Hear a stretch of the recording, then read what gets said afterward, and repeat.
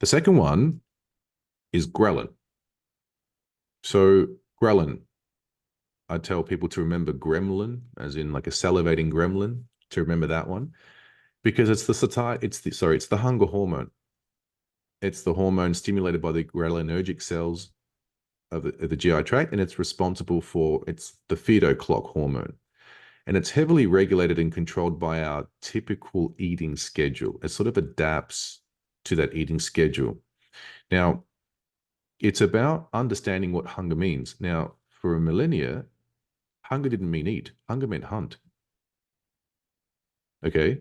So the moment you're hungry, there's no food around, you've got to go out and hunt and gather game. So exercise preceded nourishment, which is why I'm an advocate of training in a fasted state. There was a guy called Chris Kruger, one of the earlier YouTubers around, and he had this beast, feast, fast concept. Okay, he'd say first you beast by exercising, then you feast, right? And then you fast. And it kind of mimics Mother Nature in the sense that out in the wild, we're not always promised a meal every day. There's not always going to be a ribeye every day. So understanding and what this hunger signal means and knowing how to redefine it. And of course, granted, once you go the carnivore space, it really resets, you really truly understand what hunger means. Do you get that? In the sense that in the past, people don't really understand the difference between a craving and hunger. Here's the difference.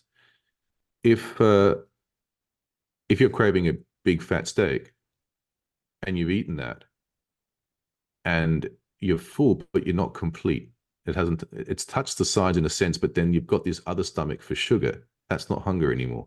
That's a craving. If I said to you, how about some chicken thigh fillets after your steak? Ah, not that. What about some cheesecake? Oh, yeah, I'd do that. That's a craving. Yeah. So that's really the difference between true hunger is when you're craving a fatty piece of meat, you're hungry. Once you're done with that and you're no longer hungry for fatty meat, but you're hungry for something else, that's no longer hunger. That's a craving. I used to call them holders as a kid. Tell me more. I used to call them what was like what my mom would say is like, oh, you want more of this? I was like, no, my food holders are full. So you don't want dessert? No, my dessert holders are empty. Yeah, those are fine. Yeah, So there you go.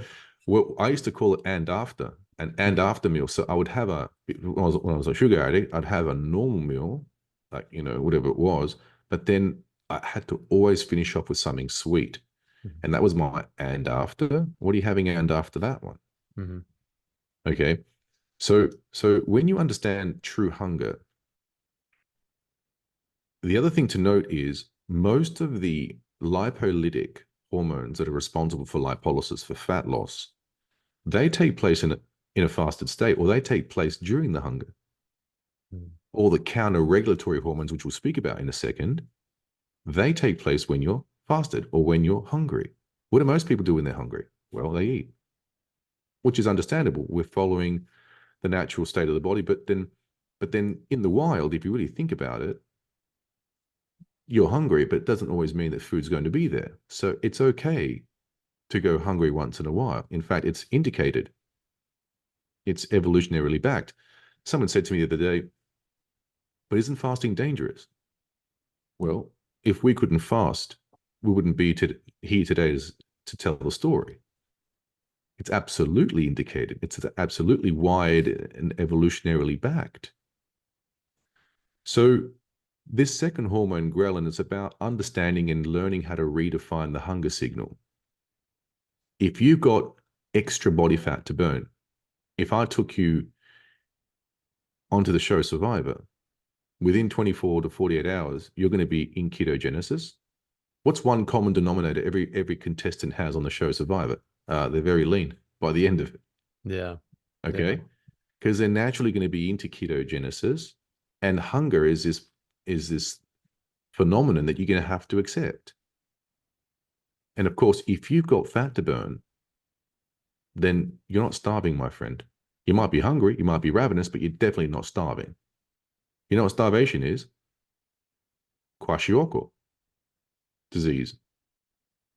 marasmus. These are all diseases of malnutrition in Africa. A starving child in Africa.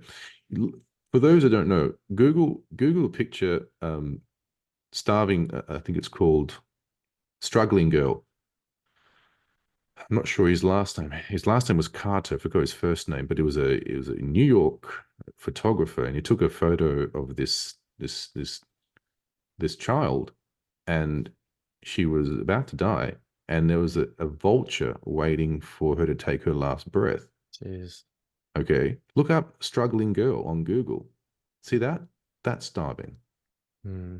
That's starving. When someone says I'm starving, and they've got all this extra body fat, man, you're hungry, but you're not starving. Starving means literally having no body fat left, and your body's eating its own vital organs. It's catabolizing its vital. That's starving. So when you understand and redefine the hunger signal, it allows you to then accept hunger in a totally different perspective. Okay.